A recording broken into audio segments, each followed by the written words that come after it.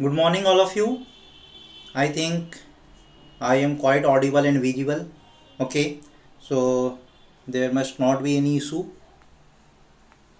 एक बार जल्दी जल्दी आप लोग कमेंट कर दीजिए. Yes, yes. Good morning, and welcome to AKCA. Yes, hello. Yes, good morning. एक बार मैं आप लोगों का कमेंट भी देखता रहूँ. Yes. चलिए. Now it's okay. Fine. चलिए अब सही है. तो देखिए लास्ट क्लास में हम लोगों ने एनालॉगी का मैक्सिमम पोर्शन कवर कर लिया था. लाइक 80% ऑफ द पार्ट हम लोगों ने कवर कर लिया था. तो अब थोड़ा सा पोर्शन बचा रह गया एनालॉगी के अंदर, और आज मैक्सिमम क्वेश्चंस को कवर करेंगे और आज हमारा ये चैप्टर एनालॉगी वाला चैप्टर ख़त्म हो जाएगा. ओके, एक बार आप लोग सबको फटाफट ज्वाइन कर लीजिए, फिर मैं सेशन को स्टार्ट करता हूँ. तो देखिए मैं पहले बता देता हूँ कि एनालॉगी के अंदर, जय श्री राम सर जी, जय श्री राम. ठीक है, एनालॉगी के अंदर हम लोगों ने क्या क्या पढ़ा था. तो एनालॉगी होता क्या है. एनालॉगी में आपके नॉलेज को, किस तरीके का नॉलेज, ओवरऑल नॉलेज. इसलिए आपको लग रहा होगा कि सर ये तो जीके में भी पढ़ना है, ये तो हमें इंग्लिश में भी पढ़ना है. तो एनालॉगी के अंदर आपके कंप्लीट नॉलेज को चेक किया जाता है. आपका रीजनिंग का पावर कैसा है ये चेक किया जाता है, और आप कितना कॉन्साइजली और एक्यूरेटली सोच सकते हैं उस पर्टिकुलर क्वेश्चन पे, ये एबिलिटी आपका चेक किया जाता है. ठीक है, तो मैंने बताया था कि ऐसे क्वेश्चंस को सॉल्व करने के लिए आपको बहुत सारे रिलेशनशिप अपने माइंड में रखना पड़ता है. अरे नहीं, ये अनलिस्टेड है. ओके, ये सिर्फ पेड वाले बच्चों के लिए है. सो डोंट वरी कि ये ऐसा कुछ है.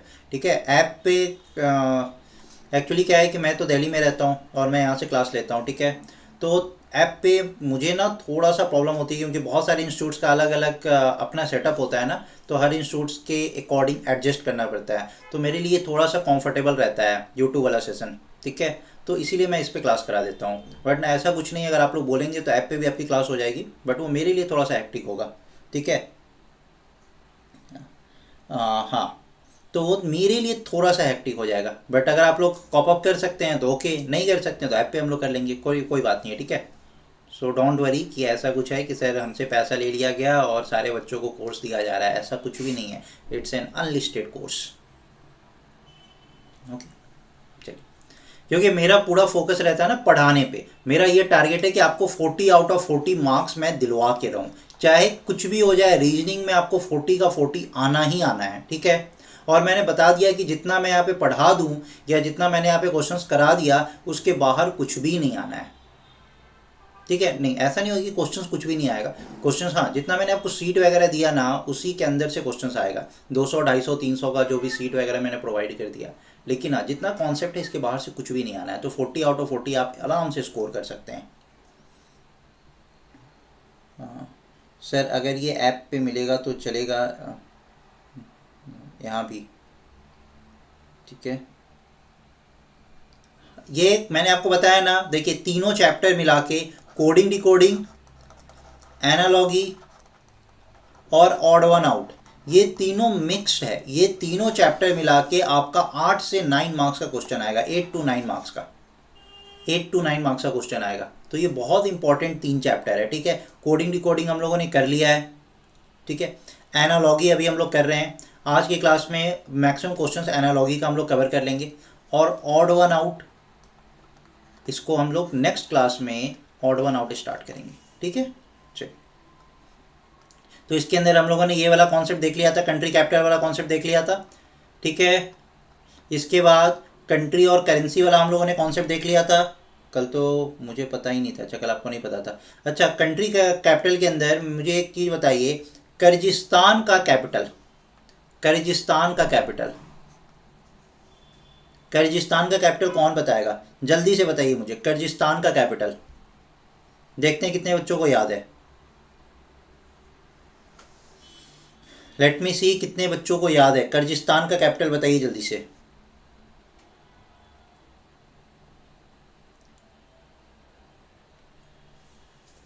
कौन बताएगा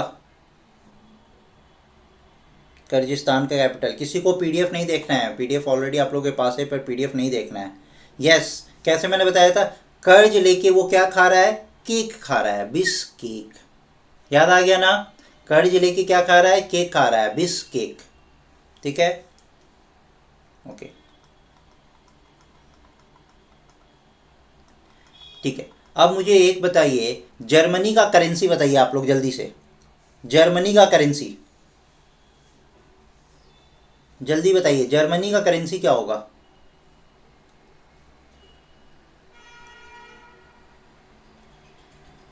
जर्मनी का करेंसी जल्दी बताइए, जर्मनी का currency. Yes, mark, well done. कैसे मैंने बताया था याद करने का, जर्मनी, इसने होम्योपैथी के अंदर पूरे वर्ल्ड पे अपना एक छाप छोड़ा, मतलब मार्क छोड़ा, ठीक है ना। इस तरीके से आप याद रख सकते हैं, जर्मनी का currency mark. Okay, well done.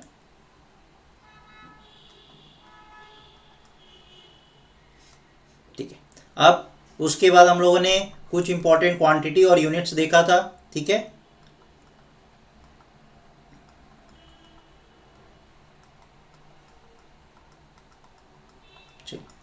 कुछ यूनिट, मैग्नेटिक फील्ड का यूनिट बताइए जल्दी से, मैग्नेटिक फील्ड का यूनिट। देखिए मैंने बताया था ना कुशल, कि ऐसा नहीं होगा कि आपको जर्मनी का यूरो दे देगा, इतना इजी नहीं देगा, ठीक है। वो ऐसा कुछ देगा जो आपको फंसा पाए, ठीक है। अब आप जर्मनी का मार्क लिखेगा और आप सोच रहे हैं कि अरे सर मार्क क्या है, यही तो एनालॉगी है जो आपके ओवरऑल नॉलेज को टेस्ट करता है। ऑस्टेड, वेल डन, बहुत सही, आप लोगों ने जबरदस्त तरीके से याद रखा हुआ है यार, वेल डन।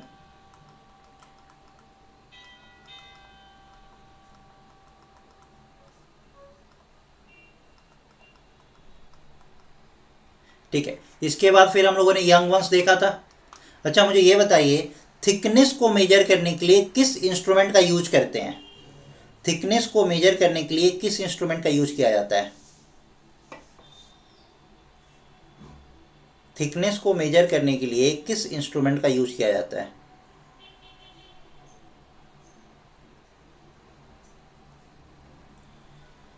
बताइए, थिकनेस को मेजर करने के लिए किस इंस्ट्रूमेंट का यूज किया जाता है।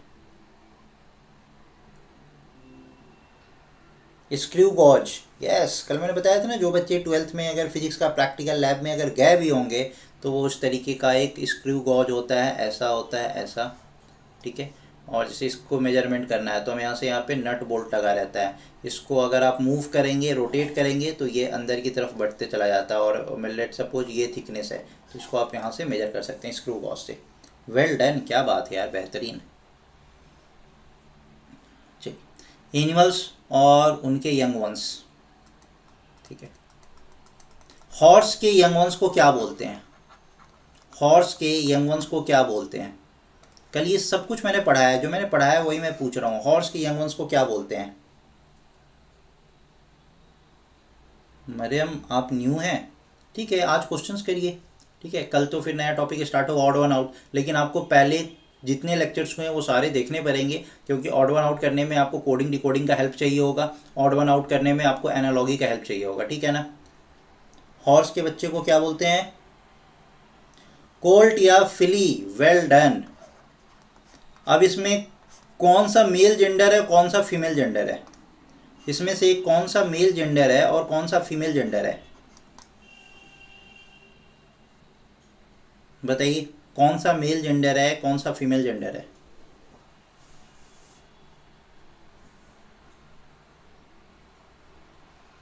हाँ हाँ समझ गया, कोल्ट और फिली। ये भी बताइए कि कौन सा मेल और कौन सा फीमेल है इसके अंदर।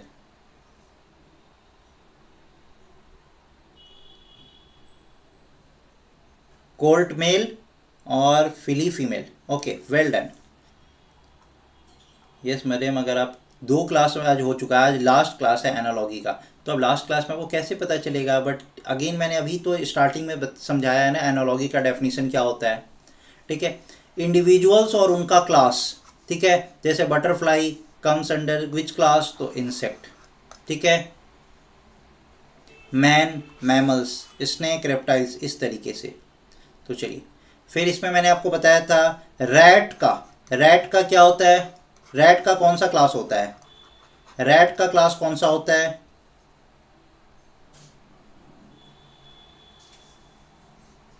रैट का क्लास कौन सा होता है?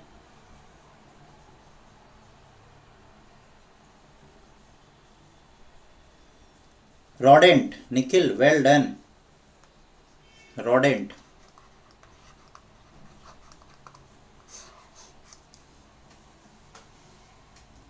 एक ही क्वेश्चन को बार बार पूछते हैं। अभी अभी क्लास के स्टार्टिंग में मैंने बताया कितने मार्क्स का आएगा, एक ही क्वेश्चन को बार बार पूछते हैं यार आप लोग, क्या बात कर रहे हैं। चलिए पढ़ाई पे फोकस करिए, कितने मार्क्स का आएगा, हर बार मैं नहीं बताऊंगा। इंडिविजुअल और इनका ड्वेलिंग प्लेस, मैं उसी सब चीज़ों का आंसर देता रहूँगा तो पढ़ाऊँगा कब? एक बार मैंने बता दिया, अभी मैं आप लोगों की तारीफ़ करने वाला था, अब क्या तारीफ़ करूँ, छोड़िए हटाइए। बताइए एस्किमो कहाँ रहते हैं? इग्लू में। नाइट मैंसन, ये कल मैंने आपको पढ़ाया था ना, ठीक है। तो मुझे ये बताइए जिप्सी का ड्वेलिंग प्लेस क्या पढ़ाया था? जिप्सी का ड्वेलिंग प्लेस मैंने क्या पढ़ाया था कल आप लोगों को? जिप्सी का ड्वेलिंग प्लेस क्या पढ़ाया था?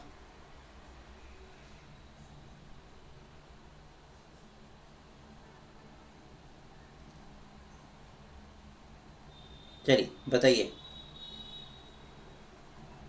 Nikhil, well done. Caravan, CARAVAN, caravan, well done, क्या बात है, बेहतरीन यार। उसके बाद मेल जेंडर और फीमेल जेंडर कल हम लोगों ने कवर किया था, ठीक है। Yes yes, good good good. Male gender और female gender, male gender female gender के अंदर मैंने बताया था मास्टर, मिस्ट्रेस, फॉक्स, विक्सन, ठीक है। इसमें मैंने एक बहुत इंपॉर्टेंट बताया था, ट्यूटर। ट्यूटर का फीमेल जेंडर क्या होता है? ट्यूटर का फीमेल जेंडर क्या होता है? Tell me the correct answer. हाँ मरियम, ये सारे पेड वाले ही हैं, ठीक है। ये सारे पेड वाले बच्चे हैं, यहाँ पे कोई ऐसे बच्चे नहीं हैं जिन्होंने बैच नहीं परचेज किया है और वो क्लास ले रहे हैं।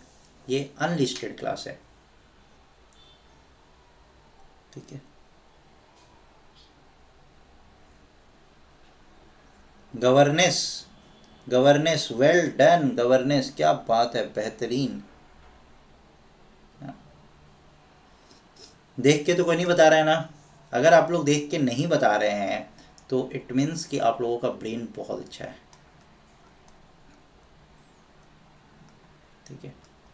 आप कुछ जगह जहाँ पे गेम्स खेले जाते हैं, तो जैसे बैडमिंटन कोर्ट में, बॉक्सिंग रिंग में, रेस ट्रैक पे, ठीक है। इसमें मैंने आपको एक चीज़ बताया था स्केटिंग के लिए। स्केटिंग, स्केटिंग कहाँ खेला जाता है? Where the skating is being practised और प्लेड, स्केटिंग कहाँ पे होता है? जल्दी बताइए। स्केटिंग,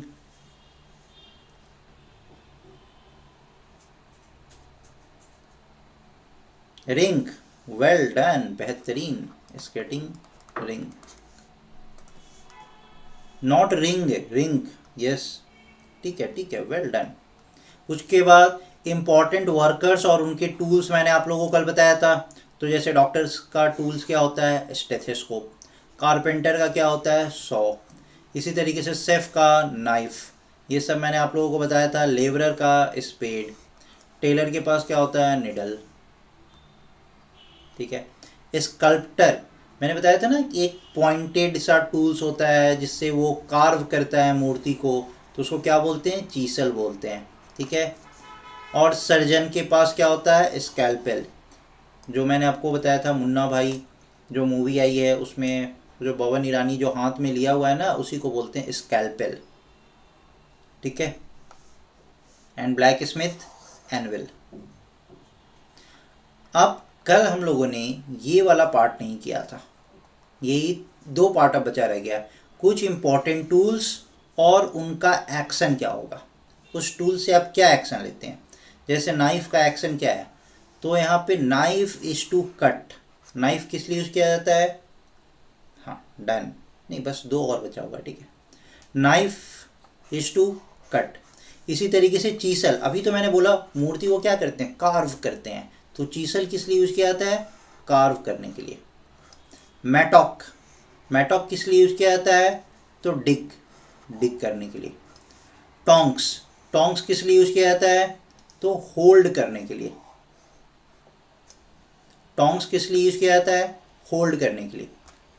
ऑगर किस लिए यूज किया जाता है? ये सारे टूल्स का नाम है।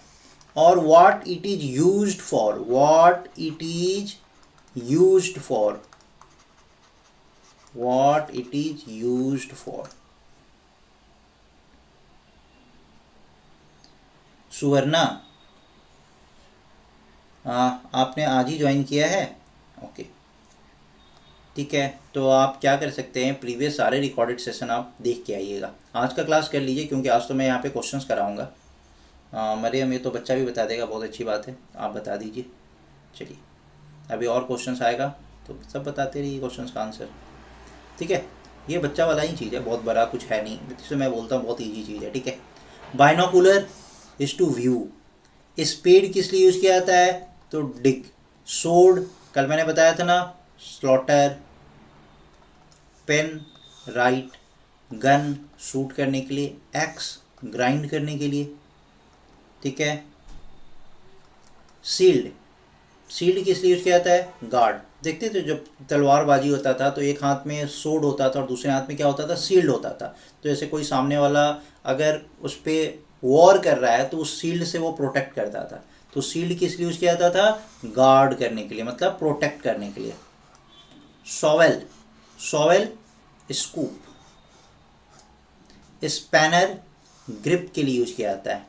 स्पैनर किस लिए यूज किया जाता है? ग्रिप के लिए। आप स्पैनर देख सकते हैं, अपनी किचन में भी देख सकते हैं कि जैसे ग्रिप के लिए ऐसा होता है ना, एक टूल्स आता है जिसको आप इस तरीके से पकड़ते हैं किसी चीज़ को उठाने के लिए, तो वही होता है स्पैनर, ठीक है। लाउड स्पीकर तो एम्पलीफाई, ठीक है, गाना भी है ना, एम्पलीफायर। Captain America, okay. चलिए, माइक्रोस्कोप तो मैग्नीफाई। ये तो इजी जी सा चीज़ है, ठीक है, ठीक है, कैप्टन अमेरिका। चलिए, यस, यहाँ आ जाइए वापस। Some important study and their topics, okay. जो लोग मैन के बारे में स्टडी करते हैं उस स्टडी को क्या बोलते हैं? Anthropology. Study of man is known as, study of man is known as anthropology. अच्छा, आप क्लास ले रहे हैं, आपको मेरा नाम ही नहीं पता है? क्लास ले रहे हो, मेरा नाम ही नहीं पता है? क्या बात है। पीडीएफ पे मेरा नाम नहीं लिखा हुआ है क्या? ये इतना बड़ा बड़ा सा नाम नहीं लिखा हुआ है, हाँ? नहीं से यार, कहाँ दिमाग रहता है? यस, बड़ा क्लास। और हाँ, जिन बच्चों को प्रैक्टिस करना है मैक्सिमम क्वेश्चंस, वो उस चैनल पे आके बता सकते हैं, ठीक है। अरे लिखा तो हुआ है, बता तो दिया, अनुरोध अंकित लिखा तो हुआ है, अनुरोध अंकित। पीडीएफ पे भी बड़ा बड़ा से लिखा है, अनुरोध अंकित, ठीक है। हाँ हाँ, सैटरडे को जो टेस्ट होगा उसमें आएगा। यस, प्रतिभा, अनुरोध अंकित सर, यस, गुड, ठीक है। अभी तो 21 मार्च हुए हैं, 29 अप्रैल तक मैं आप लोगों के साथ हूँ। इतना सारा रीजनिंग कवर करा दूंगा कि आपको इधर उधर कुछ सोचने की ज़रूरत ही नहीं पड़ेगी। 40 आउट ऑफ 40 आप यहीं से लेके आएंगे।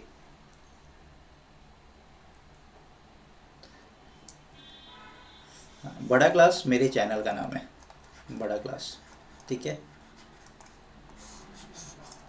चलिए, study of man, anthropology. Algae के स्टडी को क्या बोलते हैं? एल्गी के स्टडी को क्या बोलते हैं? तो फाइकोलॉजी, फाइकोलॉजी। एल्गी के स्टडी को क्या बोलते हैं? फाइकोलॉजी, ठीक है। स्कल, स्कल के स्टडी को क्या बोलते हैं? स्कल को तो क्रैनियोलॉजी। स्कल के स्टडी को क्या बोलते हैं? क्रैनियोलॉजी। अच्छा, फ्यूचर, जो फ्यूचर का स्टडी करता है तो बोलते हैं ना, एस्ट्रोलॉजर्स के पास जाते हैं, एस्ट्रोलॉजर्स के पास जाते हैं तो एस्ट्रोलॉजर्स के पास जाते हैं तो उसको क्या बोलते हैं, एस्ट्रोलॉजी। यानी क्वेश्चन पेपर में आपको खुद इतने क्वेश्चंस दूंगा ना, इतने क्वेश्चंस दूंगा, देखिए हर टॉपिक पे 40-50 क्वेश्चंस तो मैं क्लास में करा रहा हूँ, उसके बाद मैं आपको सीट के लिए होमवर्क भी दे दूंगा, ठीक है। अगर आपको स्टिल उन सब में डाउट्स आ रहा है या वैसे क्वेश्चंस की ज़्यादा क्वेश्चंस करने हैं, 50 क्वेश्चन से ज़्यादा भी करना है, तो मैंने बताया ना कि मैं अपने चैनल पे वहाँ पे कवर करा दूंगा, ठीक है। तो आप लोगों का कोडिंग डिकोडिंग मैं आज दे दूंगा, ठीक है। शाम तक आपको पीडीएफ मिल जाएगा कोडिंग डिकोडिंग का, 200-250 क्वेश्चंस का पीडीएफ मिल जाएगा। उसमें डाउट आता है तो आप लोग मुझे बता दीजिएगा, मैं अपने चैनल पे उसको कवर करा दूंगा, ठीक है। नहीं आता है तो आप लोग बना लीजिएगा, क्वेश्चंस जो मैंने प्रॉमिस किया वो मैं आपको डेफिनेटली दूंगा, ठीक है। So don't worry about that, ठीक है। सर एनालॉजी आएगा ना सैटरडे वाले टेस्ट में, बिल्कुल आएगा, एनालॉजी बिल्कुल आएगा, ठीक है। एनालॉजी और कोडिंग डिकोडिंग दोनों ही आएगा, ठीक है। Study of man anthropology, algae के स्टडी को फाइकोलॉजी, स्कल के स्टडी को क्रैनियोलॉजी, फ्यूचर तो एस्ट्रोलॉजर होता है एस्ट्रोलॉजी। डिसीज, जब कोई बीमारी होता है तो आप लैब में जाते हैं ना चेकअप करवाने के लिए, तो उसको क्या बोलते हैं, पैथोलॉजी। जैसे डॉक्टर लाल पाथ लैब ऐसे बोलते हैं ना, तो वो पाथ नहीं, वो एक्चुअली पैथोलॉजी से है, पैथ, डॉक्टर लाल पैथ लैब पैथोलॉजी होता है, ठीक है, ठीक है, पैथोलॉजी। चैनल कैसे नहीं मिलेगा, आप नाम डालेंगे बड़ा क्लास आ जाएगा, बड़ा क्लास नाम डालते ही आ जाएगा, चैनल कैसे नहीं मिलेगा। अनुरोध अंकित डालेंगे तो भी आ जाएगा, बड़ा क्लास डालेंगे तो भी आ जाएगा, ठीक है। चलिए, इंसेक्ट के स्टडी को क्या बोलते हैं, एंटोमोलॉजी।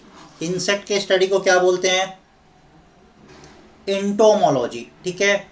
बॉडी के स्टडी को क्या बोलते हैं, बॉडी के स्टडी को तो फिजियोलॉजी कहते हैं ना। आपका फिजिक बहुत प्यारा है, आपका फिजिक थोड़ा सा गड़बड़ है ऐसे बोला जाता है ना, तो वही ना फिजिक वर्ड जो यूज किया जाता है फिजियोलॉजी, क्यों, बॉडी के लिए बोला जाता है ना, तो इसीलिए उसको बोलते हैं फिजियोलॉजी, ठीक है। चलिए, सॉइल की स्टडी को क्या बोलते हैं, तो सॉइल की स्टडी को बोलते हैं पेडोलॉजी। सॉइल की स्टडी को क्या बोलते हैं, पेडोलॉजी, ठीक है। एक्स, एक्स के स्टडी को क्या बोलते हैं, ऊलॉजी। एक्स के स्टडी को क्या बोलते हैं, ऊलॉजी। अच्छा, फिशेस, मछली, मछली की स्टडी को क्या बोलते हैं, इचियोलॉजी, इचियोलॉजी, ICHTHYLOGY,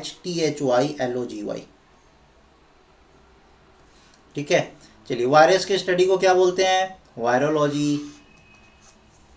फंगाई के स्टडी को क्या बोलते हैं, माइकोलॉजी। किडनी, अच्छा किडनी में किसी को प्रॉब्लम्स होता है तो आप जैसे हॉस्पिटल्स वगैरह में जाते होइएगा तो देखते होइएगा कि एक नेफ्रॉन डिपार्टमेंट होता है। तो नेफ्रॉन का मतलब क्या है, हाँ जी, हाँ जी, यस म्योनी उतने ही है, ठीक है। तो किडनी की स्टडी को क्या बोलते हैं, नेफ्रोलॉजी, क्योंकि नेफ्रॉन डिपार्टमेंट होता है ना, तो it is related to nephrology. अच्छा, ब्लड, तो आपको ब्लड का टेस्ट कराना होता है तो होमोग्लोबिन चेक करते हैं ना, होमोग्लोबिन, तो वही तो होता है हेमाटोलॉजी। ब्लड की स्टडी को क्या बोलते हैं, हेमेटोलॉजी, हेमेटोलॉजी, ठीक है।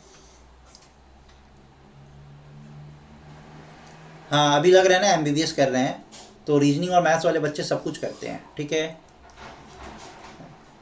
एमबीबीएस आपने नहीं किया था ना, तो चलिए अब कर लीजिए थोड़ी देर के लिए, अगले 15-20 मिनट के लिए और एमबीबीएस कर लीजिए, ठीक है। स्टडी ऑफ सिक्रेशन, सिक्रेशन की स्टडी को क्या बोलते हैं, तो एक्रीनोलॉजी, एक्रीनोलॉजी, स्टडी ऑफ सिक्रेशन। अच्छा, जिनको राइटिंग लिखने पढ़ने का बहुत शौक होता है तो उनको क्या बोलते हैं, जिनको लिखने पढ़ने का बहुत शौक होता है तो उस तरीके की स्टडी को क्या बोलते हैं, पैलियोग्राफी, पैलियोग्राफी। जिनको नाम्स का बहुत शौक होता है, जो नाम्स के बारे में डिफरेंट स्टडी करते हैं, ओनामेटोलॉजी, ओनोमेटोलॉजी, ओनोमेटोलॉजी, ओके, थैंक यू दीप, ठीक है। आर्टिफैक्ट्स, आर्टिफैक्ट्स तो मतलब जो आर्टिफैक्ट्स की स्टडी करता है उनको क्या बोलते हैं, आर्कियोलॉजी। आर्कियोलॉजिस्ट होता है ना, आर्कियोलॉजी, जो पुरानी बिल्डिंग्स वगैरह ये सब चीज़ को होता है ना, आर्टिफैक्ट्स, ठीक है। जो मून का स्टडी करता है, स्टडी ऑफ मून। अब आप सोच रहे होंगे सर इतना सारा स्टडी है, क्या हम लोग कर रहे हैं कि डिफरेंट स्टडी तो करना चाहिए था, कितना प्यारा प्यारा सा अलग अलग तरीके का स्टडी है, ये सब का कोर्स कहाँ होता है, ठीक है। तो मून के स्टडी को क्या बोलते हैं, सेलेनोग्राफी, हो ही गया, ठीक है। हार्ट के स्टडी को कार्डियोलॉजी और एनिमल के स्टडी को zoology, that's it. Now it's done, आप लोगों को उसको याद करना है। क्वेश्चन हम लोगों ने 10 तक कर लिया था कल के क्लास में, कल हम लोगों ने 10 तक क्वेश्चन किया था, यस, क्वेश्चन नंबर 10 हमारा हो गया था। तो हमें क्वेश्चन नंबर 11 से करना है। चलिए क्वेश्चन नंबर 11 का आंसर दीजिए, बताइए क्वेश्चन नंबर 11 का करेक्ट आंसर क्या होगा।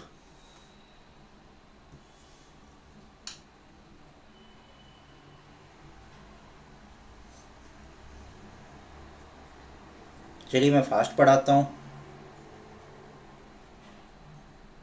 चलिए, meat is related to vegetarian in the same way as alcohol is related to. Meat किससे रिलेटेड है, वेजिटेरियन से। अरे ये क्या बात होगी, मीट और वेजिटेरियन। तो alcohol is related to, alcohol is related to.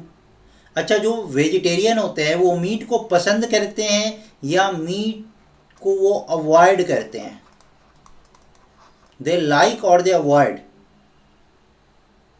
बताइए। हाँ हाँ, वो सब ना एनालॉगी के अंदर सब ऑप्शन ही लगेगा कि यही आंसर है। अभी तक तीनों आंसर आ चुका है, टी टोटलर भी आ चुका है, स्मोकर भी आ चुका है और डाइटिशियन भी आ चुका है, ठीक है। अच्छा, कुछ बच्चे बच्चे थे तो उन्होंने वाटर भी बता दिया, आप लोगों ने चारों का चारों ऑप्शन बता दिया, ठीक है। यही इसीलिए मैं बोलता हूँ ना कि एनालॉगी बहुत इंपॉर्टेंट है, ये आपकी थिंकिंग एबिलिटी को टेस्ट करता है। आपको सोचना है मीट और वेजिटेरियन। अच्छा, जो वेजिटेरियन लोग होते हैं वो मीट को लाइक करते हैं या अवॉइड करते हैं, अवॉइड करते हैं, ठीक है। मीट को अवॉइड करते हैं ना, meet is avoided by whom, तो वेजिटेरियन। तो यहाँ पे alcohol is avoided by whom, alcohol को अवॉइड कौन करता है, तो alcohol is avoided by whom, किसके द्वारा अल्कोहल अवॉइड किया जाता है, तो टी टोटलर। टी टोटलर वैसे लोग होते हैं जो अल्कोहल को अवॉइड करते हैं, हु डोंट लाइक अल्कोहल, ठीक है, यस। तो किसका करेक्ट आंसर हो गया, टी टोटलर। चलिए नेक्स्ट क्वेश्चन पे आते हैं।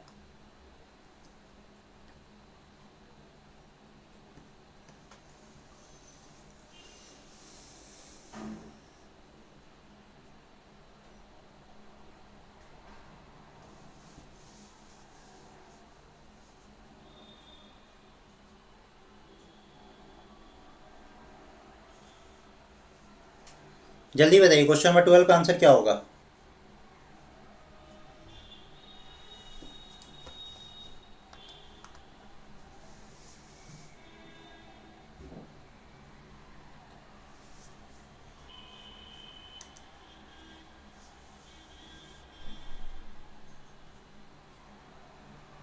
फेवरेट आईपीएल टीम, रीजनिंग और मैथ्स। चलिए क्वेश्चन नंबर 12 का आंसर बताइए जल्दी से।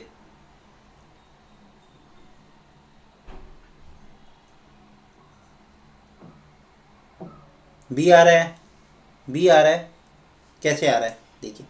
आप देखेंगे ए टी के आर को एफ वाई पी डब्ल्यू लिखा गया है, तो इन the same way T L P G को क्या लिखा जाएगा। तो आप लोगों को कोडिंग डिकोडिंग तो पढ़ा रखे हैं, कोडिंग डिकोडिंग पढ़ा रखे हैं, तो ए टी के आर को एफ वाई पी डब्ल्यू लिखा है। अगर नहीं समझ में आ रहा है तो जल्दी से इन सब का नंबरिंग कर दीजिए, पोजिशनिंग करिए। तो 1 20, के का 11 और आर 18, इसका पोजिशनिंग करिए। तो 6 25, पी 16 और डब्ल्यू 23। अच्छा, मतलब 1 से 6 हो रहा है +5, 20 से 25 हो रहा है +5, 11 से 16 हो रहा है +5, ओके, 18 से 23 हो रहा है +5, +5 का मतलब बीच में 4 लेटर्स होंगे। तो t +5, t अगर 20 है तो +5 क्या हो जाएगा 25, तो यहाँ पे क्या हो जाएगा y। तो ये दोनों d और a तो ख़त्म हो गया ना। इसके बाद l है ये के एल 12, तो 12 + 5 17, तो 17 क्या हो जाएगा q, y q u l। Option number B कितने कितने का आ रहा था,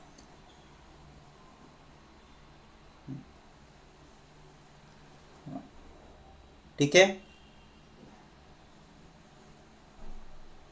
क्लियर। तो YQUL is the correct answer. ठीक है, चलिए नेक्स्ट क्वेश्चन नंबर 13 का आंसर बताइए जल्दी से, जल्दी से क्वेश्चन नंबर 13 का आंसर बताइए।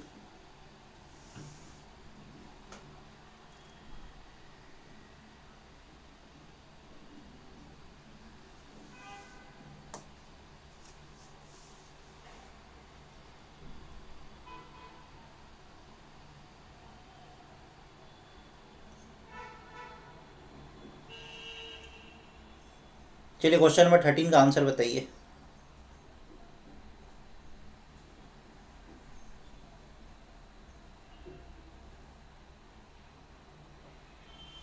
सी, ओके ओके, ड्राइविंग। एक्सीडेंट किस रीजन से होता है ये पूछ रहा है क्या? नहीं ना, यहाँ पे क्या ये गिवन है कि डिजीज किस रीजन से होता है। डिजीज होने से आपको पेन होता है ना, तो एक्सीडेंट होने से आपको इंजरी होता है, हो गया। जब एक्सीडेंट होता है तो चोट लगता है, जब बीमारी होता है तो दर्द होता है, पेन होता है ना। तो इसका करेक्ट आंसर क्या हो जाएगा? Option number C, injury. ठीक है, option number C is the correct answer. ये नहीं पूछ रहा है कि उसका रीजन क्या है, लॉजिक क्या है। ठीक है, disease is related to pain, disease होने से आपको तकलीफ होता है ना, दर्द होता है। वैसे ही एक्सीडेंट होने से आपको चोट लगता है, इंजरी होता है। ठीक है, तो option number C is the correct answer.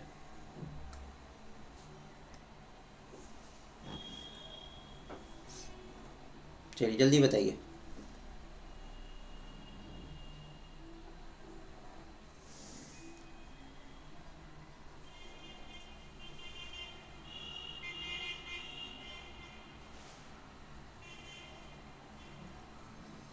ये तो सबका आंसर आ जाना चाहिए अभी तक, क्वेश्चन नंबर 14 का। डी, सी। अरे गिल्स कौन बता रहा है भाई? जो बर्ड होते हैं वो fly with the help of wings. तो फिश फ्लाई तो नहीं करेगा, तो फिश क्या करेगा? Swim with the help of fins, fins. Option number C is the correct answer. Option number C is the correct answer, fins is the correct answer. ठीक है, bird fish जो swim करता है due to its fin. Gills तो उसको सांस लेने में हेल्प करता है, यहाँ पे सांस की बात नहीं हो रही है। यहाँ पे बर्ड्स किसके हेल्प से फ्लाई करता है? विंग्स के हेल्प से। तो फिश किसके हेल्प से स्विम करेगा? तो फिन के हेल्प से। ठीक है, चलिए अब यहाँ पे बताइए, two words are related in the same way as two words in the given word pair. इसका आंसर बताइए क्या होगा? Circle is to circumference. जिस तरीके से सर्कल और सरकमफ्रेंस आपस में रिलेटेड है, वैसे ही स्क्वायर और डायगोनल, ट्रायंगल और एरिया, प्लेन और डायमेंशन, रेक्टेंगल और पेरीमीटर क्या रिलेटेड है?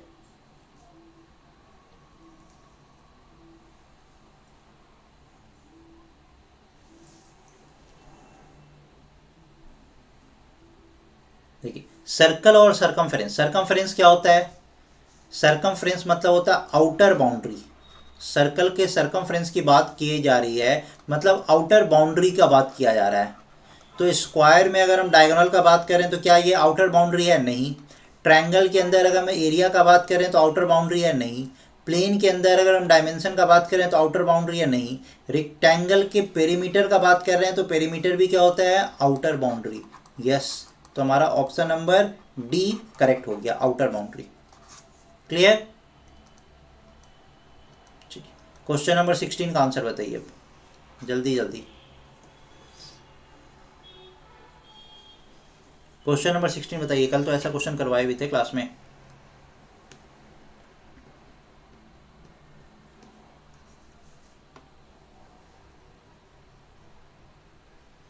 क्वेश्चन नंबर 16 जल्दी बताइए क्या होगा?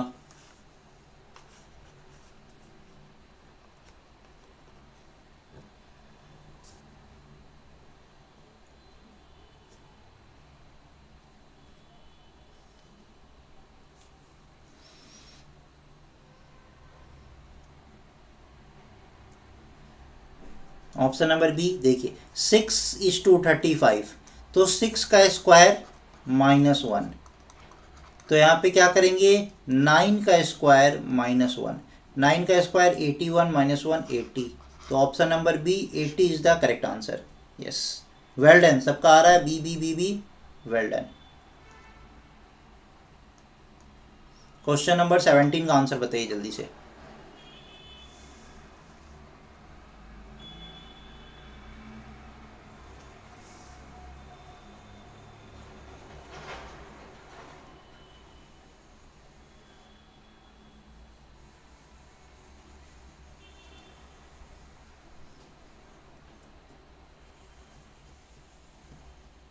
हाँ हाँ ठीक है, क्वेश्चन नंबर आप 17 बताइए।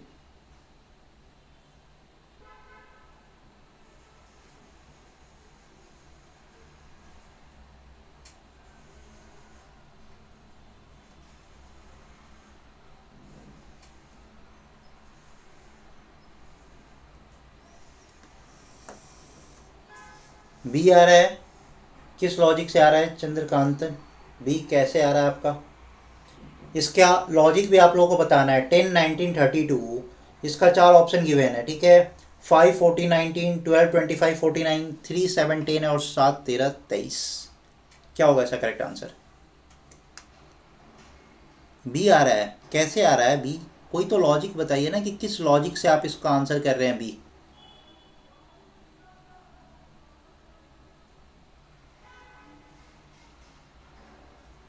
किस लॉजिक से इसका आंसर कर रहे हैं? ए आ रहा है, कुछ कुछ बच्चों का ए आ रहा है, लॉजिक बताइए लॉजिक।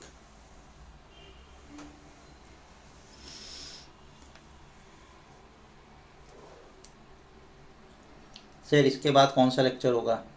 नहीं मुझे नहीं पता इसके बाद कौन सा लेक्चर होगा, मुझे सिर्फ अपने लेक्चर का टाइमिंग पता है। आप मेरे लेक्चर का शेड्यूल पूछ रहे हैं कि मेरा इसके बाद कौन सा लेक्चर होगा?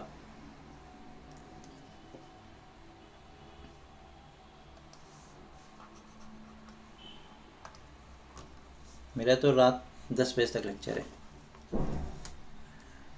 नाइट 10 o'clock तक मेरा लेक्चर है।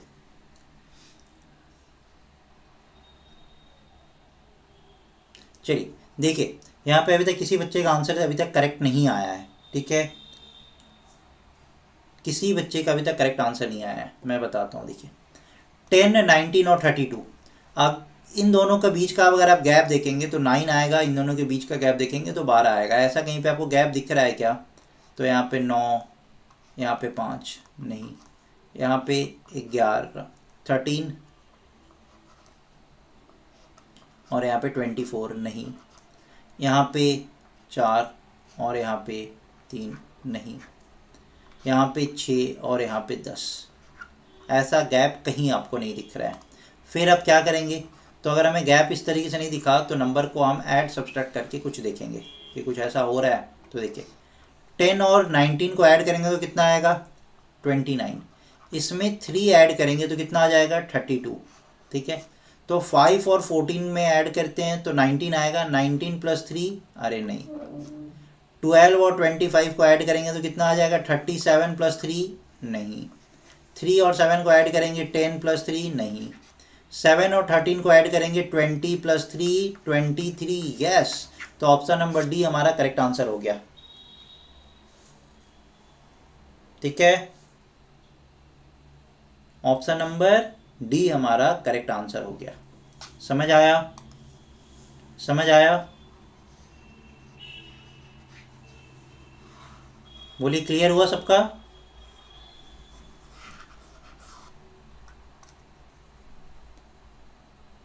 यस, डी आ गया Kasvi, well done, well done, well done, ठीक है, ठीक है। क्वेश्चन नंबर 18 का आंसर बताइए जल्दी से, क्या होगा आंसर? क्वेश्चन नंबर 18 का आंसर बताइए।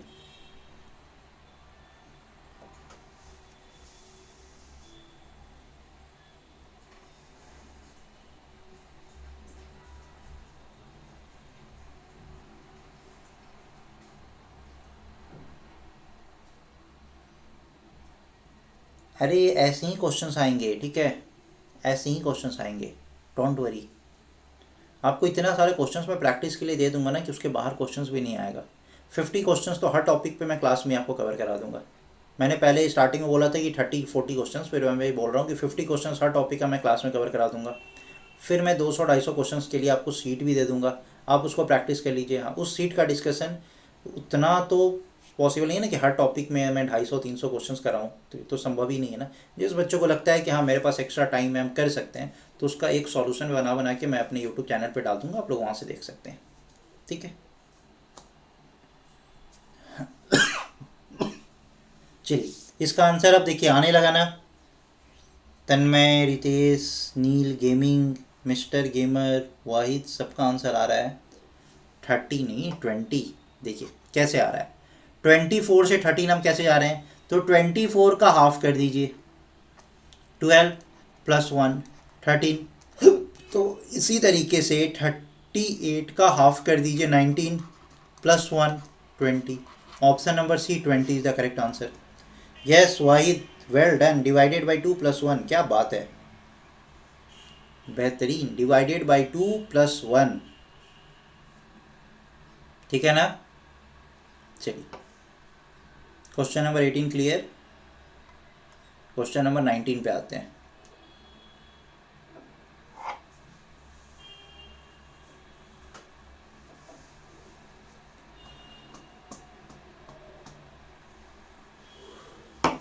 चलिए क्वेश्चन नंबर 19 का आंसर बताइए जल्दी से।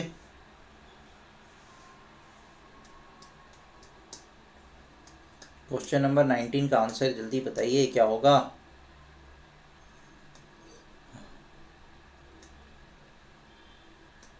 हाँ बताइए, डाउट क्या आ रहा है बताइए।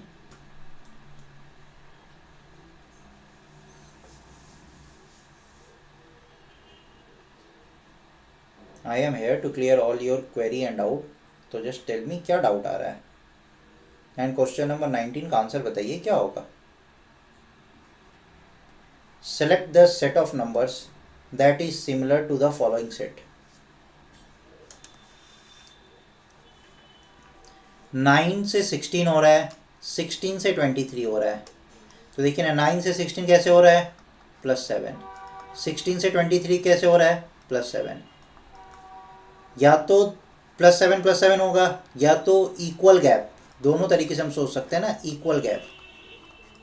ठीक है, तो देखिए 16 से 25 कितना हो रहा है, 9। 25 से 32 7, आंसर नहीं होगा। 15 से 24 कितना हो रहा है, 9। 24 से 33 कितना हो रहा है, 9। यस, ये इक्वल गैप आ रहा है, इक्वल गैप। आगे भी चेक कर लेते हैं, ये 8 और ये 10 नहीं होगा, ये 5 और ये 7 नहीं होगा, तो हमारा ऑप्शन नंबर बी हमारा करेक्ट आंसर आ गया।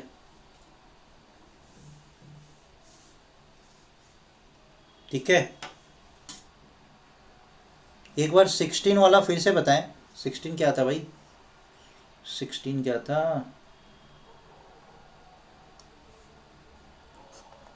बताइए 16 में क्या दिक्कत है, स्क्वायर -1 करना है। 16 में क्या था, स्क्वायर -1 ही तो करना था, तो 6 का स्क्वायर कितना, 36 - 1 35, स्क्वायर -1 9 का स्क्वायर 81 -1 80। क्लियर।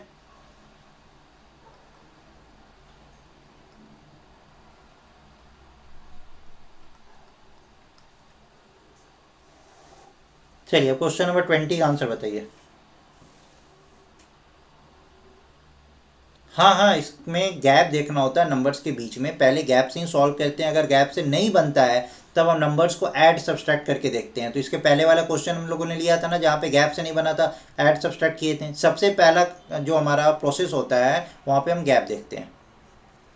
ठीक है, चलिए क्वेश्चन नंबर 20 बताइए।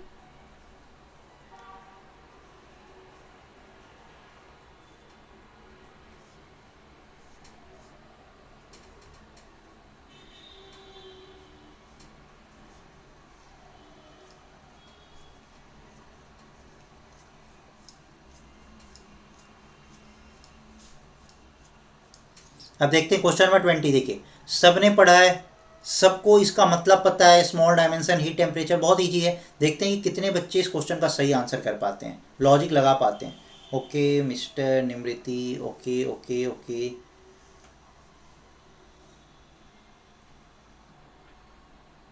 कमेंट्स का स्लो मोड ऑफ कीजिए। यार ये सब चीज़ ना आप सर से बात कर लीजिए, मुझे नहीं पता है। ठीक है, मैं इसे बता दूंगा कि बच्चे बोल रहे थे कि कमेंट्स का स्लो मोड ऑफ करने के लिए।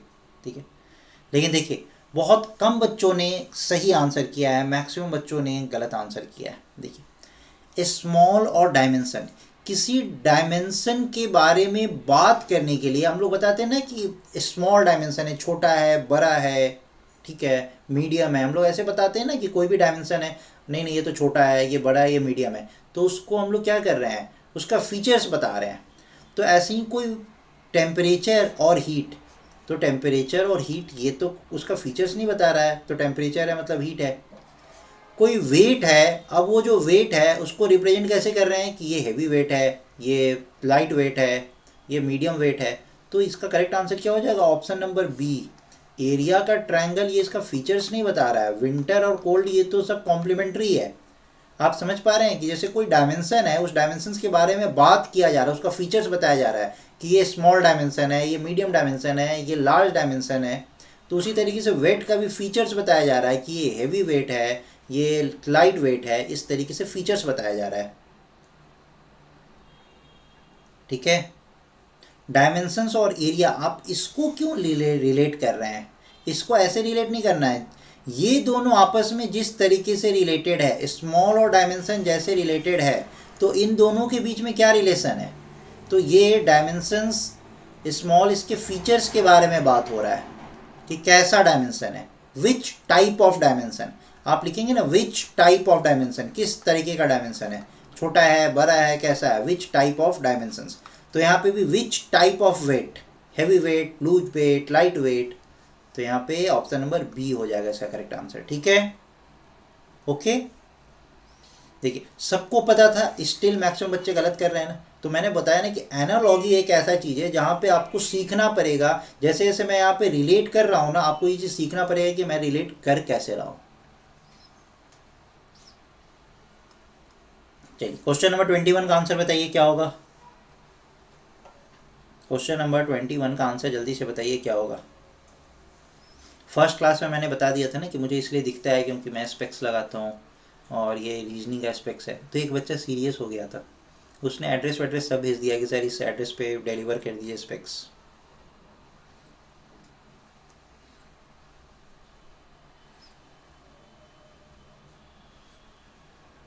I was just joking and that student got serious. फिर मैंने मजाक करना बंद कर दिया। ठीक है, चलिए क्वेश्चन नंबर 21 का आंसर बताइए जल्दी से क्या होगा।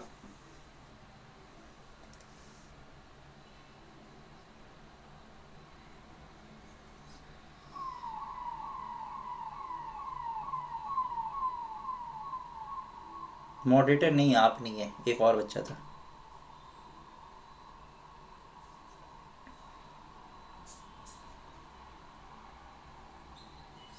देखिए अब 65, 126 ये सब अगर आप नंबर देखिए ना, तो ये सब नंबर मैजिकल नंबर है, इसको आपको याद रखना है। अब आप बोलेंगे सर मैजिकल नंबर क्या है, तो देखिए आपको नंबर्स का स्क्वायर अप टू 10 या 20 तक पता होना चाहिए, क्यूब अप टू 10 तक पता होना चाहिए। जैसे 1 का स्क्वायर कितना होगा 1, और 1 का क्यूब भी कितना होगा 1। 2 का स्क्वायर कितना होगा 4, और 2 का क्यूब कितना होगा 8। 3 का स्क्वायर 9, 3 का क्यूब 27। 4 का स्क्वायर 16, 4 का क्यूब 64। 5 का स्क्वायर 25, 5 का क्यूब 125। इस तरीके से आपको नंबर्स का स्क्वायर और क्यूब याद रखना होगा 10 और 20 तक। स्क्वायर आपको 20 तक याद रखना है, क्यूब आपको 10 तक याद रखना है। ठीक है, स्क्वायर आपको 20 तक याद रखना है, क्यूब आपको 10 तक याद रखना है। अरे एक बच्चे ने मुझे मैसेज किया था, आपने मैसेज किया था मुझे नहीं ना, एक बच्चे ने मैसेज किया था। ठीक है, चलिए तो 65 इज टू 126। 65 क्या है, तो अब आप देख रहे हैं कि 65 मतलब ये किसी का क्यूब प्लस 1 है, किसका 4 का क्यूब प्लस 1। 126 क्या है, तो ये देख रहे हैं 125 प्लस 1, तो मतलब 5 का क्यूब प्लस 1। ठीक है, तो ऐसे ही किसी एक कॉन्जिक्यूटिव नंबर का क्यूब प्लस 1, फिर उसके नेक्स्ट नंबर का क्यूब प्लस 1, दो कॉन्जिक्यूटिव नंबर के क्यूब प्लस 1 का रिलेशन यहाँ पे स्टैब्लिश हुआ है। तो ठीक है, 37 में आप बोलेंगे तो 37 आपको दिखेगा सर ये तो 6 स्क्वायर प्लस 1 है और ये तो 7 स्क्वायर प्लस 1 है, हमें तो क्यूब निकालना है, तो ऑप्शन नंबर ए तो कट गया। ऑप्शन नंबर बी अगर आप देखेंगे तो आप बोलेंगे सर ये 1 क्यूब प्लस 1, यस, तो ये 2 क्यूब प्लस 1, ये तो 9 आना चाहिए था, 10 आ रहा है, ये भी मेरा गलत हो गया। फिर आप ऑप्शन नंबर सी देखेंगे तो आप बोलेंगे कि 9 का मतलब हो गया 2 क्यूब प्लस 1, यस, तो 28 का मतलब हो गया 3 क्यूब प्लस 1, यही मेरा आंसर आ गया option number C. Option number C सारा बताने के बाद भी आप गलत कर रहे हैं। कितने बजे तक लेक्चर्स होगा, लेक्चर 10:30 तक चलेगा। 2 cube plus 1, 3 cube plus 1, clear,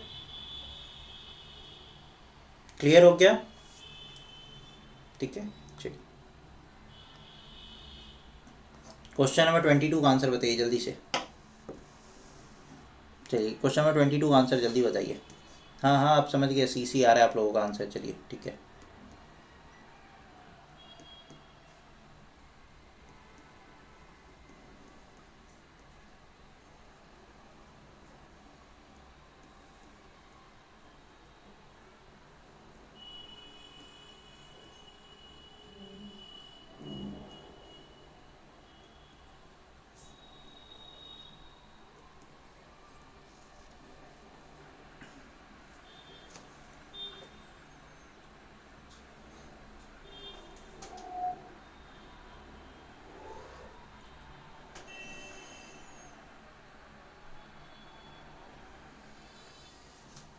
question number 22 का करेक्ट आंसर क्या आ रहा है, ऑप्शन नंबर ए आ रहा है, ठीक है।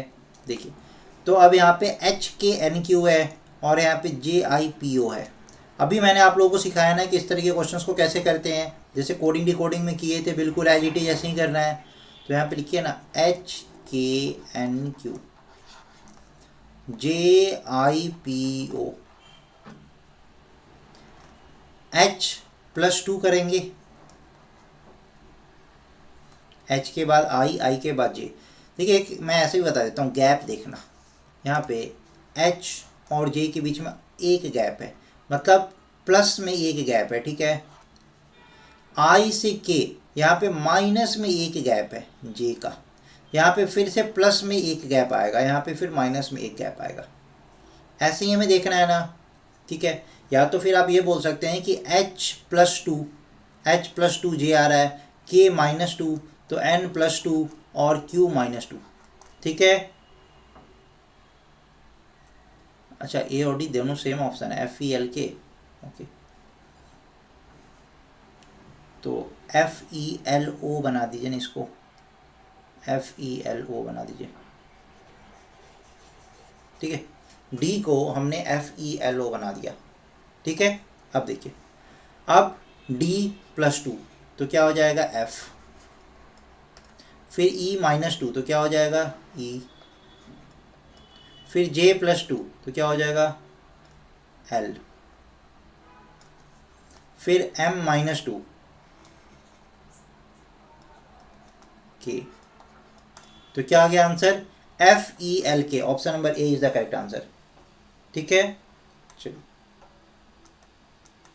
क्वेश्चन नंबर 23 का आंसर बताइए।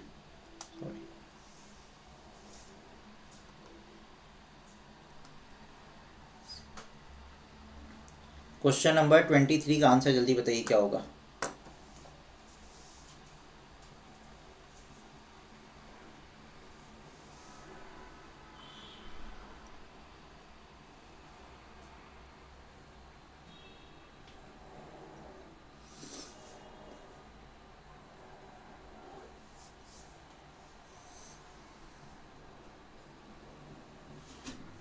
लॉजिक भी बता दीजिए क्या होगा, लॉजिक भी बता दीजिए क्या होगा।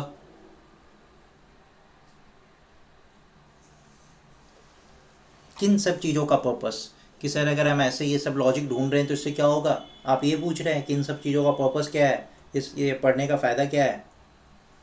आपसे एग्जामिनर कैसे टेस्ट करेगा कि आपका ब्रेन सही से काम करता है नहीं करता है? आपके पास वो एप्टीट्यूड है या नहीं है, उसको चेक करने का क्या तरीका हो सकता है? तो this is the best way to check your aptitude, क्योंकि नंबर्स के साथ you are playing with since childhood, with letters you are playing since childhood, with words you are playing since childhood, but after a very long span of 10 to 15 years, have you developed that much of aptitude or not? So this is the real way to judge your aptitude. ठीक है ना? First plus second is equal to third.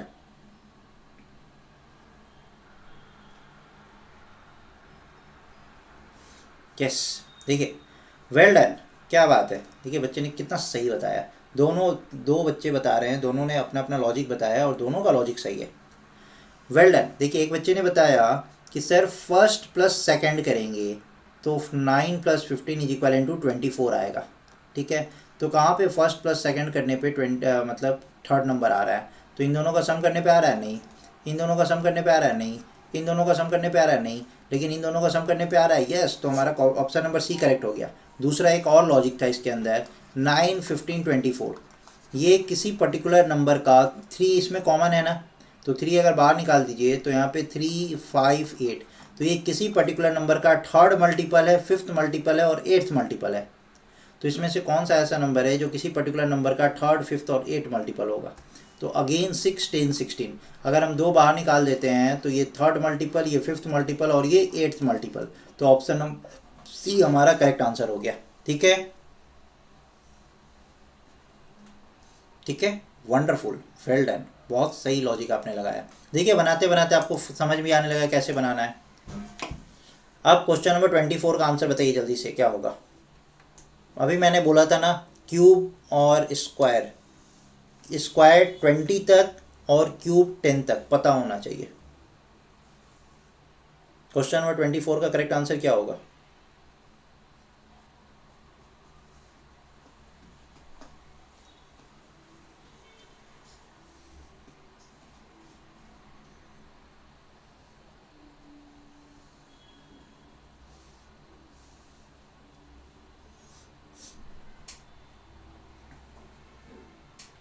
बताइए.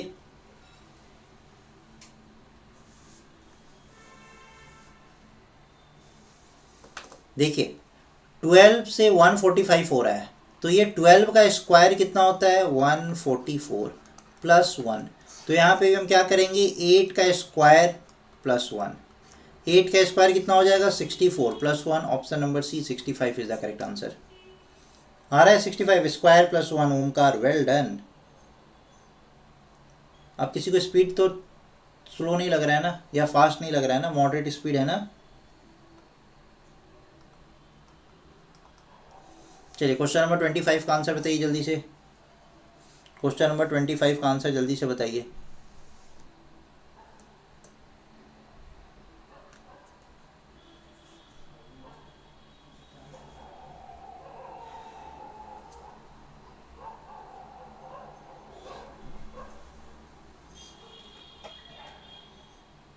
बताइए क्या होगा answer 25 का? 4:8. तो 25 is to what?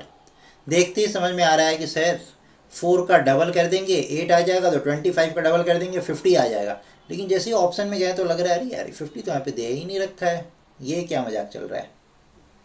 50 तो दे ही नहीं रखा है, ये क्या मजाक चल रहा है. तो अब फिर हमें दूसरा लॉजिक ढूंढना पड़ेगा. तो दूसरा लॉजिक अगर हम ढूंढते हैं तो ये देखिए, ये 4 है, 2 का स्क्वायर है, और ये 8 है, 2 का क्यूब है. तो ये किसी पर्टिकुलर नंबर का स्क्वायर और उसी नंबर का क्यूब गिवन है. तो ये 25 किसका स्क्वायर है? 5 का स्क्वायर है. तो 5 का क्यूब निकालेंगे तो 5 का क्यूब कितना हो जाएगा? 125. Option number D 125 is the correct answer. Well done. बहुत सारे बच्चों का आ रहा आंसर.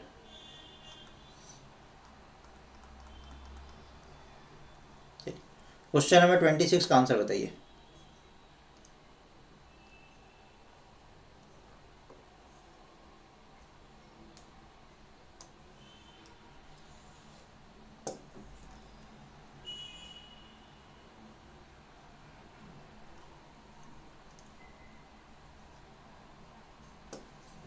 अच्छा बढ़ गए हैं सब्सक्राइबर, चलिए thank you mister gamer.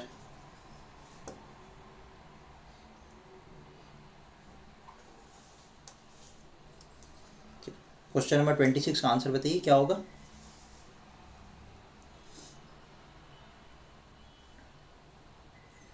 Subscriber बढ़ने से आपको बेनिफिट मिलेगा, क्योंकि बहुत सारे क्वेश्चंस में जब उस पर कराऊंगा आप लोगों को पता चल जाएगा कि कब हो रहा है क्वेश्चंस, ठीक है। देखिए, विश इज टू डिजायर। अब विश और डिजायर कैसे रिलेटेड है, तो विश मांगो या you wish to do something, you desire to do something, it's your wish या इट्स योर डिजायर, क्या ये सिनोनिम है, सिनोनिम है। तो ऐसा कौन सा वर्ड यहाँ पे है गिवन वर्ड जो एक दूसरे का सिनोनिम है।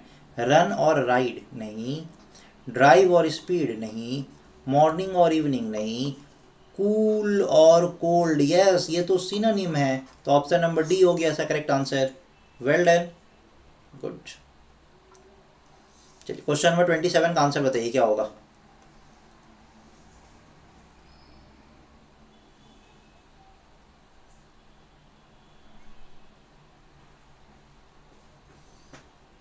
क्वेश्चन नंबर 27 जल्दी से बताइए क्या होगा। दिख गया किसी का आंसर।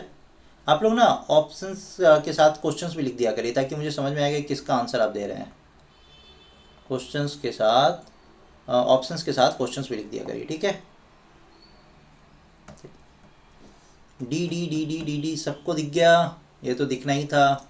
यहाँ पे देखिए, दोनों एक्सट्रीम का प्रोडक्ट बीच वाले के इक्विवेलेंट है, दोनों एक्सट्रीम का प्रोडक्ट बीच वाले के इक्विवेलेंट है। आ गया ऑप्शन नंबर डी, 9 6 जा 54, दोनों एक्सट्रीम का प्रोडक्ट 7 5 जा 35। Option number D is the correct answer.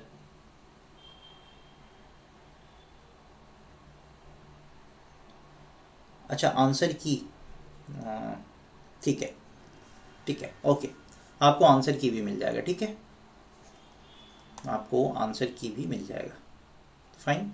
चलिए क्वेश्चन नंबर 28 का आंसर बताइए जल्दी से।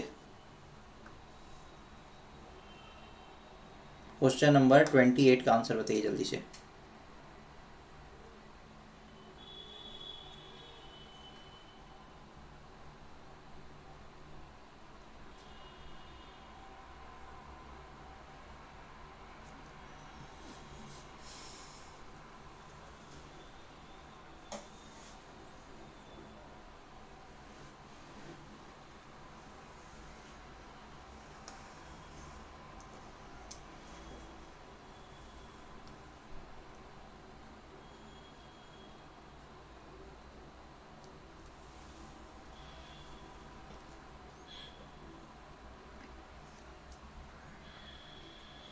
ट्वेंटी एट का आंसर क्या आ रहा है, ए आ रहा है, ए आ रहा है, सी आ रहा है, क्या आ रहा है,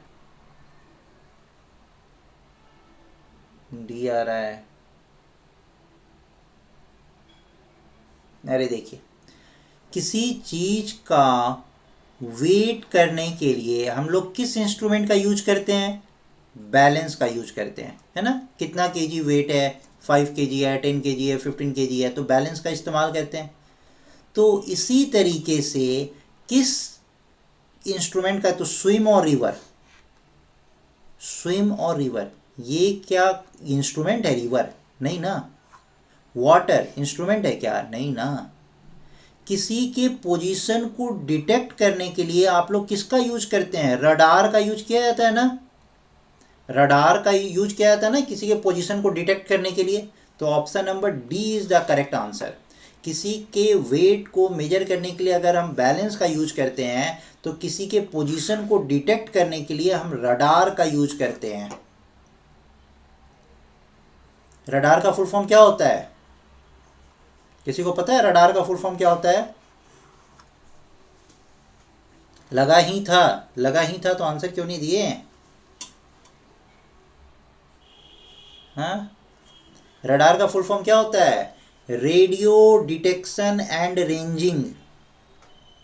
ये एक इंस्ट्रूमेंट होता है जिसका यूज, तो देखिए कल मैंने पढ़ाया ना, वे और बैलेंस, ये इंस्ट्रूमेंट की बात हो रही है, तो यहाँ पे भी तो ऐसे ही आपको इंस्ट्रूमेंट ही तो ढूंढना था। तो डिटेक्ट इज टू रडार, सब पूर, water, swim, river, volume, liquid बताए जा रहे थे। हमें यहाँ पे इंस्ट्रूमेंट ढूंढना था, इंस्ट्रूमेंट। ठीक है,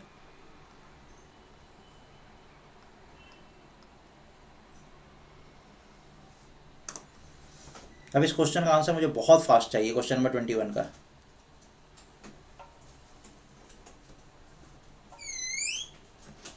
अच्छा, ये लोग ए बोल रहे थे तो आपने भी ए बोल दिया। अच्छा,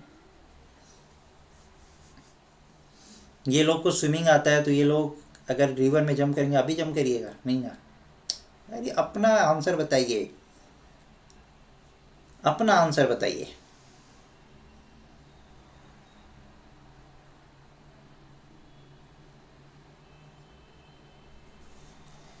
ठीक है, ठीक है, चलिए, जो आपको लग रहा है ना वो आंसर बताइए। ठीक है, your answer will be the perfect answer. अपने ऊपर कॉन्फिडेंस।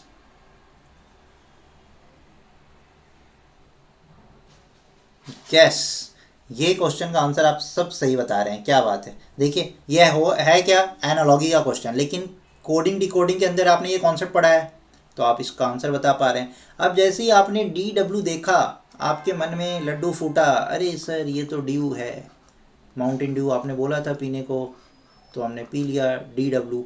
आपने जैसे एफ यू देखा, आपको याद आ गया, अरे फुल, तो एफ का उल्टा यू, क्या बात है। आपने आई और आर देखा, अरे इंटरनेशनल रिलेशन। आपने एम और एन देखा, मैन, वाह क्या बात है।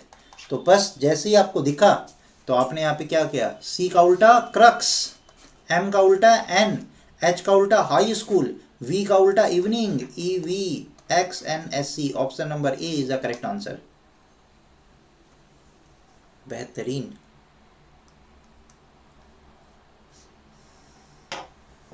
ठीक है, ठीक है, ये तो सबका आंसर सही आ रहा था, इजी था, हाँ बिल्कुल इजी था।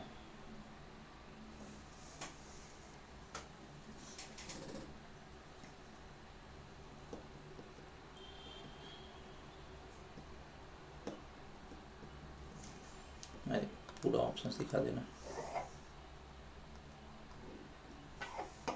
ये ऑप्शन देख लीजिए, बुके और petal.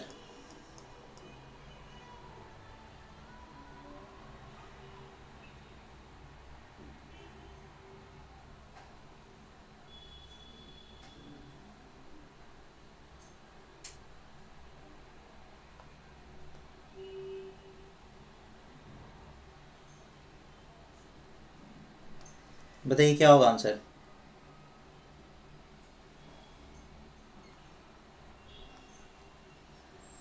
Jasmine, blossom, bouquet, petal, क्या होगा आंसर।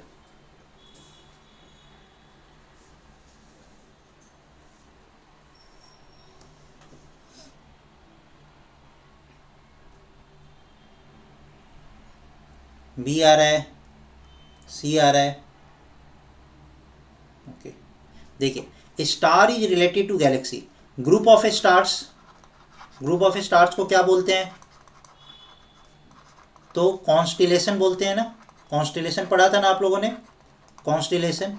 और ग्रुप ऑफ कॉन्स्टिलेशन को क्या बोलते हैं, तो यही तो गैलेक्सी बनता है ना। तो एक्चुअली जो ग्रुप ऑफ स्टार्स को हम लोग गैलेक्सी भी तो बोल सकते हैं ना, a large group of stars known as galaxy. तो ग्रुप ऑफ फ्लावर्स, तो ग्रुप ऑफ फ्लावर्स को जैस्मिन बोलेंगे क्या, नहीं ना। ब्लोसम बोलेंगे क्या, नहीं ना। ग्रुप ऑफ फ्लावर्स क्या होता है, बुके। एक बुके के अंदर बहुत सारे फ्लावर्स होते हैं, डिफरेंट तरीके के फ्लावर्स होते हैं। ठीक है, तो करेक्ट आंसर क्या हो जाएगा, बुके। ऐसे आप लोगों को रिलेट करना है। देखिए अब यहाँ पे चारों ऑप्शंस आप लोगों को लग रहा था, ब्लोसम भी लग रहा था, बुके भी लग रहा था, फ्लावर से आप जैस्मिन को भी रिलेट कर पा रहे थे।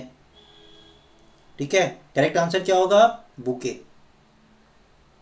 चलिए क्वेश्चन नंबर 31 का आंसर बताइए जल्दी से।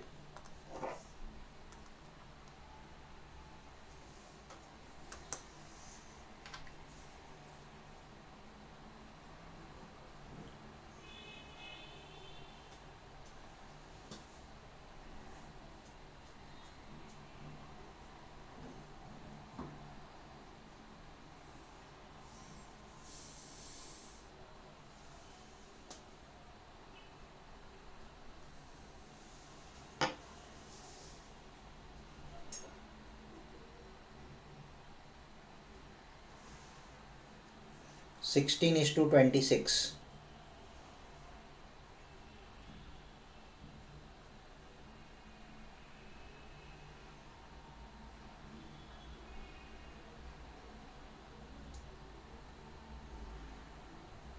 ए आ रहा है, कैसे आ रहा है भाई? ए बताइए मुझे। क्वेश्चन नंबर 31 का आंसर ए आ रहा है, ठीक है, मैं मान लिया ए आ रहा है। कैसे आ रहा है? ए कैसे आ रहा है?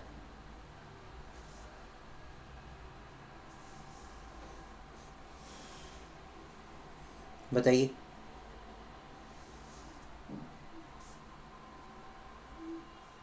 Perfect square +1। Well done. क्या बात है, कुशल, बेहतरीन। देखिए, ये परफेक्ट स्क्वायर है और ये परफेक्ट स्क्वायर इसका नेक्स्ट नंबर के परफेक्ट स्क्वायर से एक ज़्यादा है, तो ये भी एक परफेक्ट स्क्वायर है और इसके नेक्स्ट नंबर के परफेक्ट स्क्वायर से एक ज़्यादा है, तो 25:37 आ गया। स्क्वायर और स्क्वायर +1, वाह क्या बात है कासवी, वेल डन। उन्नति वैष्णव नहीं, वैष्णव यहाँ पर गलत हो गया, ठीक है।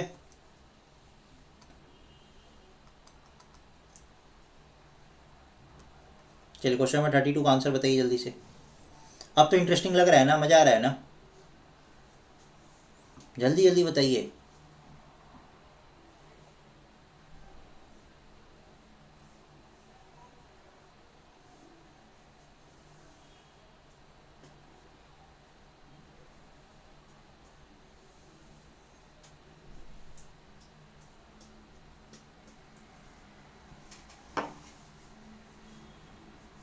लैंग्वेज?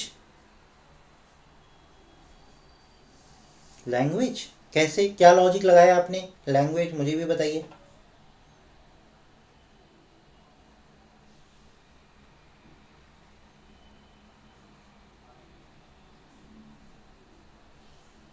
क्या लॉजिक लगाया आपने लैंग्वेज के लिए? यस, किसी का आ रहा है बी अल्फ़ाबेट, आपने क्या लॉजिक लगाया? और कुछ बच्चे बोल रहे हैं बोल्ड, आपने क्या लैंग्वेज मतलब यहाँ पे कौन सा लॉजिक लगाया? जल्दी बताइए, जल्दी बताइए।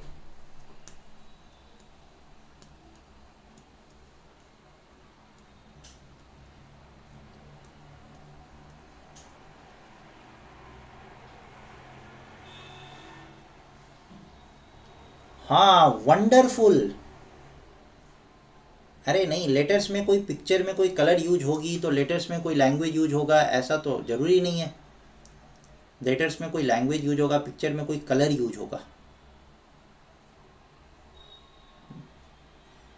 पिक्चर से कलर बनता है क्या? तो आप बोल रहे हैं लेटर से क्या बनेगा, वर्ड, पिक्चर से कलर बनता है क्या? नहीं ना, तो ये वर्ड तो गलत हो गया।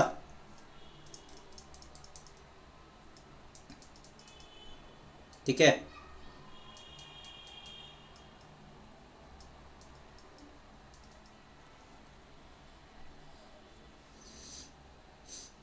देखिए प्रणब सही बता रहे हैं।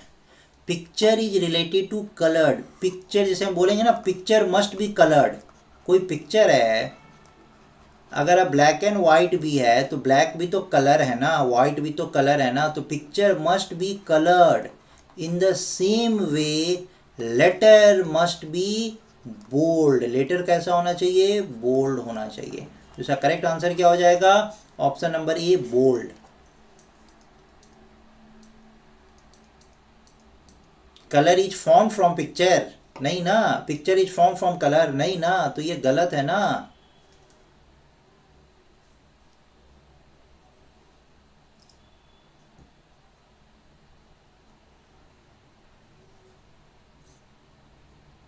ठीक है, यस। लास्ट वाले लेक्चर पेंडिंग है तो क्या करूं? लास्ट वाले लेक्चर पेंडिंग है तो देख लीजिए, और क्या करिएगा, और क्या कर सकते हैं? जो पेंडिंग लेक्चर है उसको देख ही सकते हैं ना। और कोई नया आइडिया आपके मन में तो शेयर करिए, मैं भी बच्चों को बताऊंगा।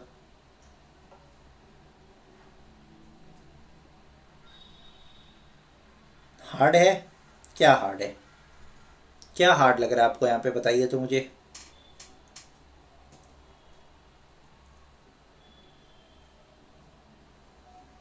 इतने सारे क्वेश्चंस प्रैक्टिस करने के बाद कैसे हार्ड लग सकता है। ये 3 टॉपिक मैंने पहले ही बताया था, थोड़ा डिफिकल्ट टॉपिक है। ये 3 टॉपिक आपका हो जाएगा, मतलब आप 8-9 नंबर का तो तैयार बहुत अच्छे से कर लिए हैं। चलिए लॉजिक लॉजिक लॉजिक जल्दी से, विथ लॉजिक, ऐसे मज़ा नहीं आता है।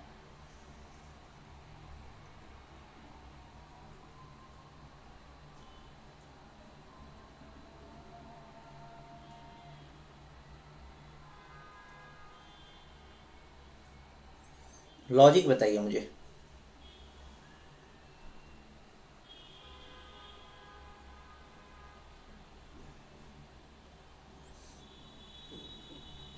कोई लॉजिक नहीं बता रहा है, सब आंसर बता रहे हैं, सी आ रहा है, डी आ रहा है, फिर कोई लॉजिक नहीं बता रहे यार। लॉजिक बताइए, लॉजिक पता चलता है ना तो क्वेश्चंस को बनाने में ज़्यादा मज़ा आता है। देखिए एच और आई +1, के और जे -1, एन और पी +2, क्यू और ओ -2। तो ये क्या लॉजिक आ रहा है, +1 -1 +2 -2। तो D +1 E, F -1 E, H +2 J, तो आ गया E E J, J -2 H। तो हमारा करेक्ट आंसर क्या आ गया, +1 -1 +2 -2। वेल डन कुशल। रितेश आपने क्या देखा, +1 -1 देखा, फिर आपने थर्ड देखा ही नहीं और इस कारण से आप गलत कर बैठे। ठीक है चलिए,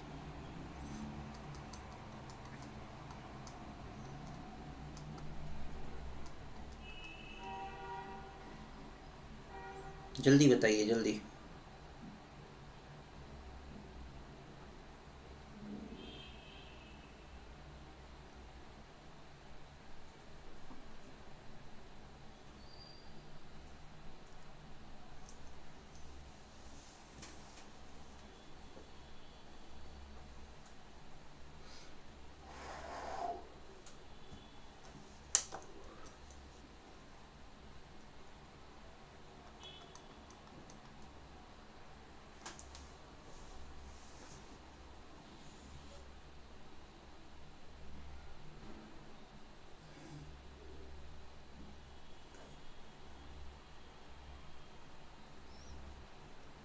सर 35 तक काफ़ी है।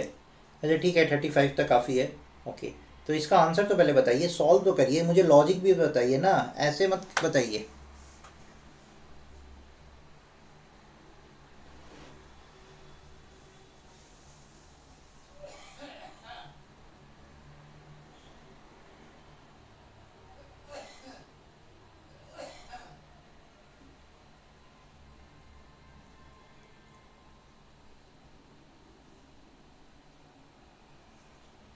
ठीक है, आप लोग सब सॉल्व कर रहे हैं, I am quite happy, but at the same time I just want to know the logic कि कैसे आ रहा है आपका आंसर।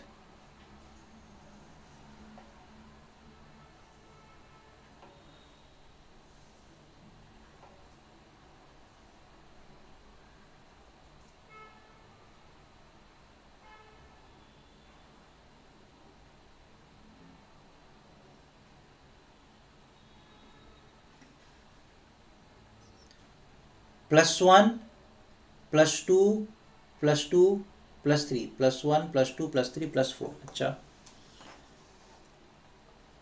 यहाँ से H से I +1, J से K से L +2, L M N O +3, N O P Q R +4। Well done. देखिए एक बच्चे ने सही बताया। E यहाँ पे +2, तो H I J K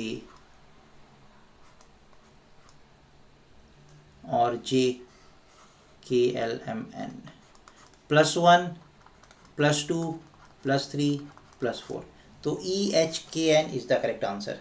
आ गया, यस वेल डन कुशल, क्या बात है। सेल बडी आपने भी बताया था, correct, E H K N, बेहतरीन।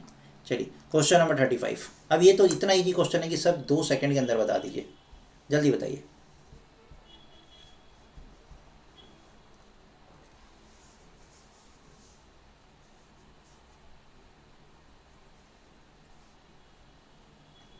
ये तो इतना इजी क्वेश्चन है कि आप लोग सब 2 सेकंड के अंदर बता सकते हैं। जल्दी बताइए क्या होगा इसका करेक्ट आंसर क्वेश्चन नंबर 35 का। Fast, hurry up. Question number 35 का करेक्ट आंसर क्या होगा?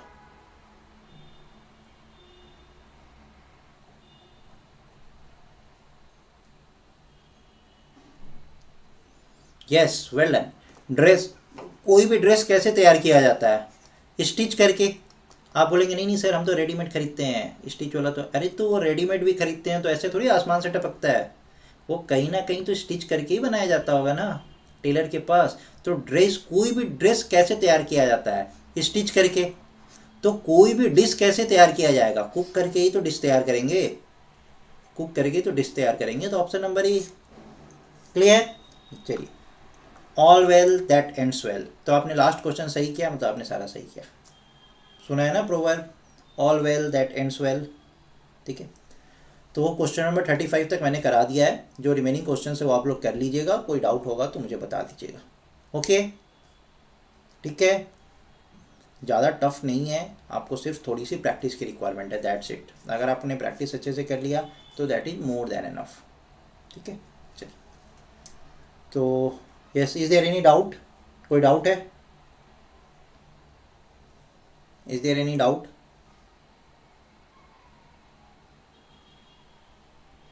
Y not option R? Option R कहाँ से आ गया? ऑप्शन आर कहाँ से आ गया? 4 ऑप्शन होता है ए बी सी डी, आपने आर ऑप्शन कहाँ से निकाल दिया? हाँ हाँ ठीक है, मैं आंसर की अभी तो मैं नहीं भेज पाऊँगा, बट मैं रात तक आंसर की भेज दूँगा। ठीक है, क्योंकि अभी तो लगातार मेरा क्लास है।